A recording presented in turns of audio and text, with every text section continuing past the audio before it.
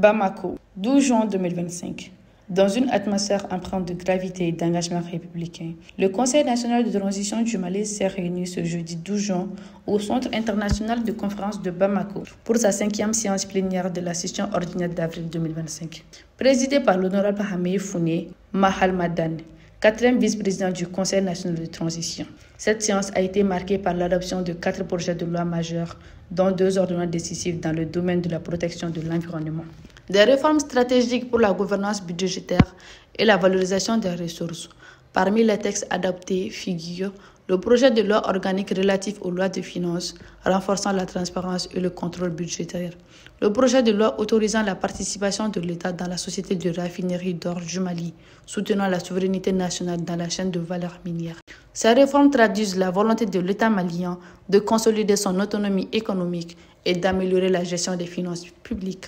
Il y avait la loi 2013-28 modifiée, qui était une loi ordinaire qui gérait les questions relatives à la gestion financière de l'État.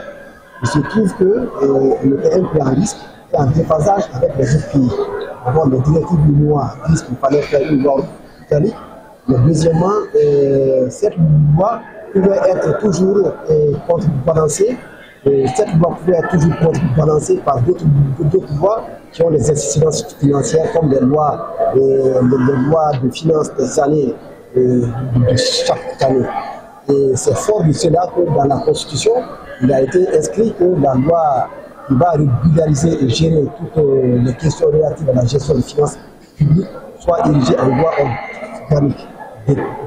Dès lors, nous étions obligés donc de présenter ce projet de texte au CNT pour qu'il soit adopté. Nous venons effectivement d'adopter 2 projets de loi. L'un relatif à la loi organique portant loi de finances en République du Mali.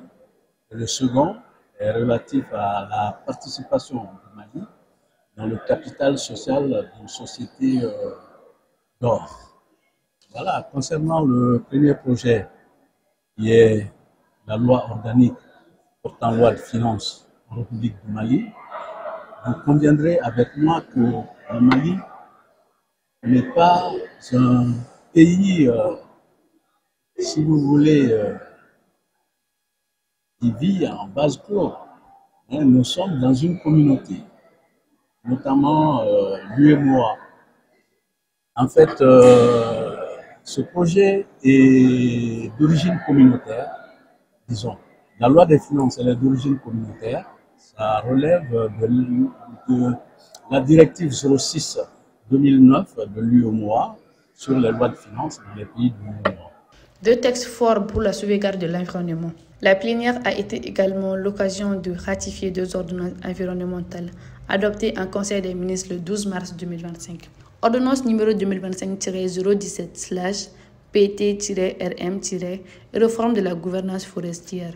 Ce texte modernise la loi de 2010 sur les ressources forestières nationales.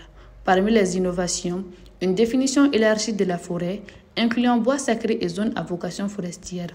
Interdiction des activités extractives dans les forêts classées sans autorisation, sanctions immédiates contre les délits environnementaux, même sans décision judiciaire préalable, renforcement des pouvoirs des eaux et forêts et amélioration de la gouvernance. Adoptée à l'unanimité par 129 voix, cette ordonnance est un outil clé pour enrayer la déforestation et lutter contre l'exploitation illégale. Ordonnance numéro 2025-018/PT-RM- renforcement de la lutte contre les pollutions et nuisances. Cette ordonnance revoit profondément la loi de 2021. Elle prévoit notamment confiscation rapide du matériel polluant, même en dehors des jours ouvrables. Droit d'investigation accru pour les agents assermentés. Plan direct de l'État par le ministre de l'Environnement pour accélérer les poursuites. Sanctions administratives parallèles aux sanctions judiciaires pour une réponse immédiate aux urgences environnementales. Elle ambitionne une régulation rigoureuse des secteurs miniers, industriels et de gestion des déchets, tout en renforçant la lutte contre le changement climatique. Une mobilisation unanime pour l'avenir écologique et économique du Mali. Les 4 textes ont été adoptés à l'unanimité, témoignant l'engagement commun des membres du Conseil national de transition pour une transformation responsable de la gouvernance publique et environnementale.